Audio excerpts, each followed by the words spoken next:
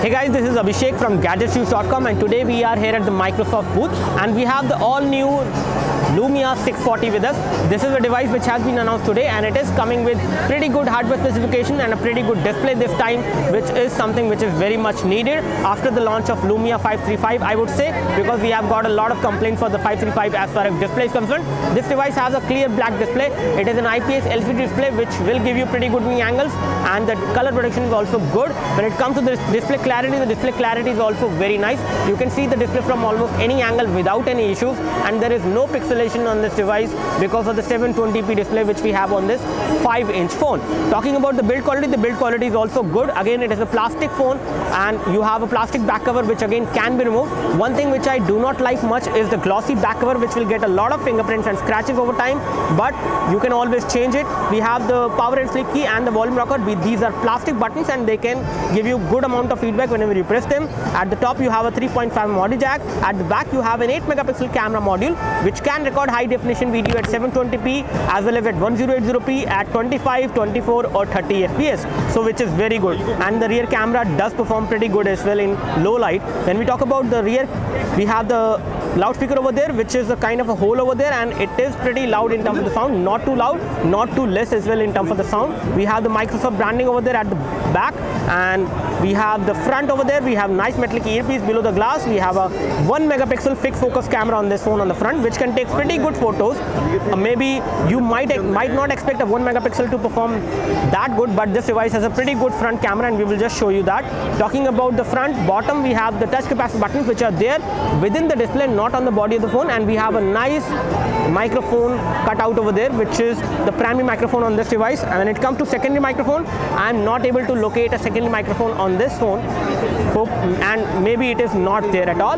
Talking about the build quality is good. The phone does not weigh very much. It is around 89 grams. So 89 gram 5-inch display phone is pretty commendable. They have done pretty good thing, but they have given a glossy back cover which is plastic, which will get a lot of fingerprints and scratches, which is not something which I like. Apart from this, if we talk about the thickness, it is around 8.85 millimeter in terms of thickness, which does make it not very thin and not very thick either. The overall form factor of the phone is good. You can easily hold the phone in one hand, and you can also use it with one hand without any issues. Again, especially we are used to using 5-inch phones now, so there is not much of a problem.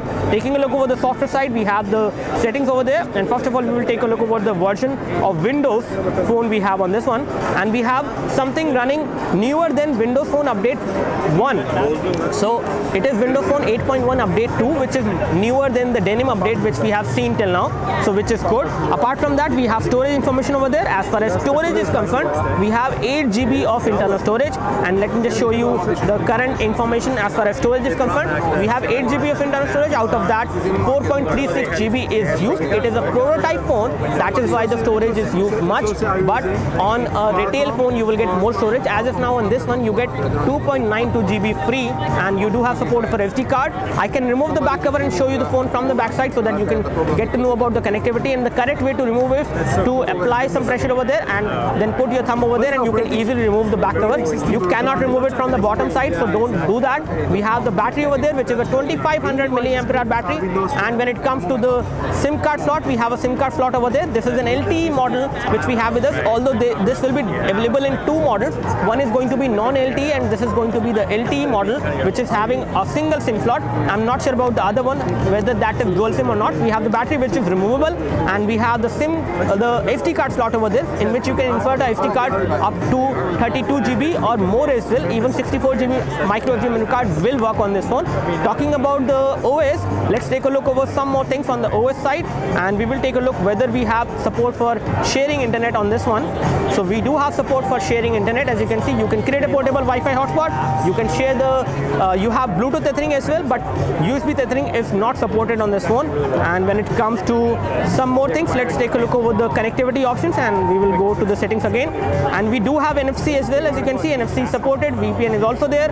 And when it comes to the RAM, we have 1 GB of RAM. Talking about hardware specification, we have got a 1.2 GHz quad-core Snapdragon 400 chip processor inside, which is pretty powerful, and it is making this phone pretty smooth. There is no lag, there is no problem with the phone, and there are a lot of different applications which are also coming pre-installed. Let's take a look over the phone dialer, and for that we will just tap on this.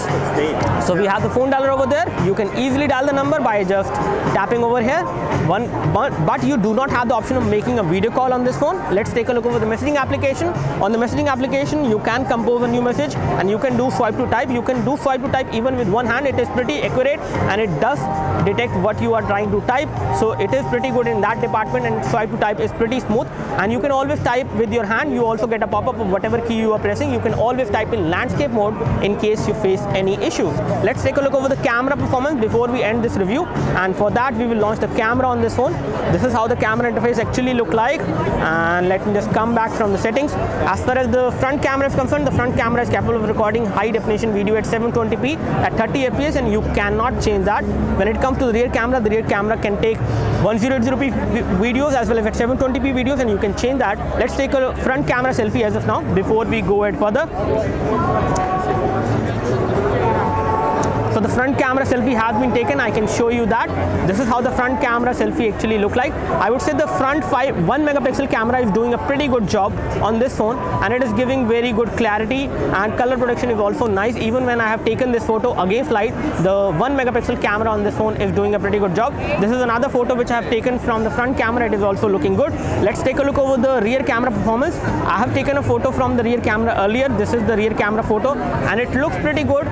This was the photo which I took of my iPhone 6 over there, and again this photo has came out to be pretty good in terms of the clarity and details. When it comes to the other photo, we will just take another photo, but this is looking good in terms of the details as well as in terms of clarity. You can compare it with the original object over there, so it is almost the same. So rear camera quality is good, and you can record high definition video at 1080p as well as at 720p. Let's take a look over the rear camera performance, and I will take a photo this time of the LG G2. So let me just come out from there.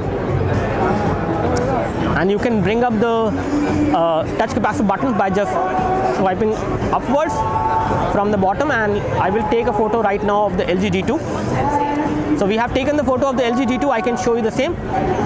This is how the LG G2 actually look like. As you can see, the photo looks good in terms of clarity, in terms of colors as well. It is looking pretty nice.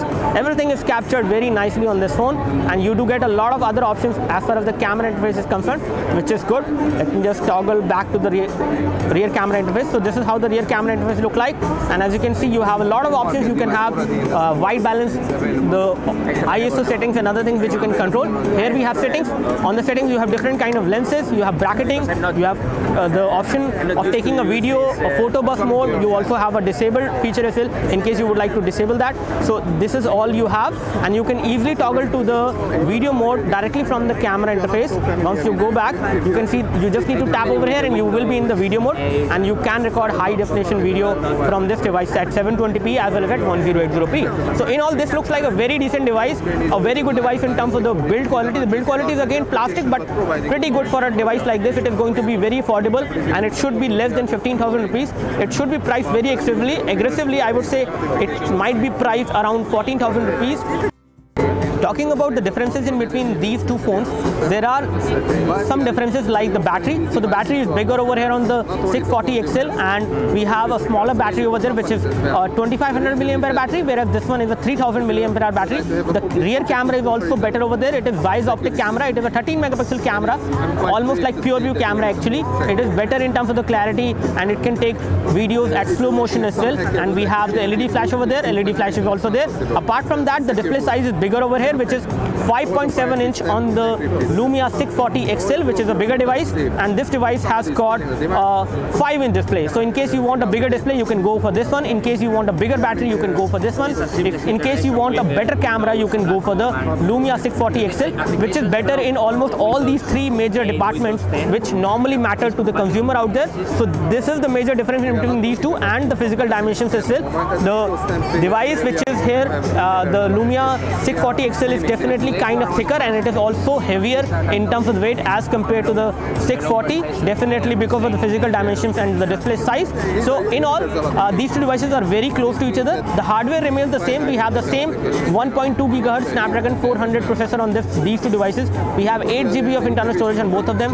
We have 1 GB of RAM, but camera, battery and display size is definitely better over here. So it is going to be a better value for money in case you want to invest more money, but this will cost you more than than 15,000 rupees once they launch in India. So this will be most probably near to 18,000 rupees for which they will sell, and this is going to be less than 15,000 rupees as far as the price is concerned, in case you are talking about the Indian price.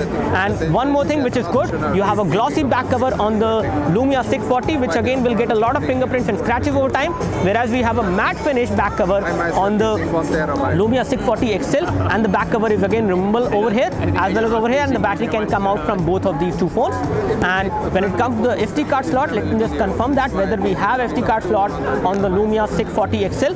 So we do have a SD card slot on the Lumia 640 XL, and we have the same SD card slot over here as well on the 640. So in terms of connectivity, storage, everything remains the same, hardware remains the same, but there are some good things, including the display camera and the display size camera and the battery, which is bigger over here.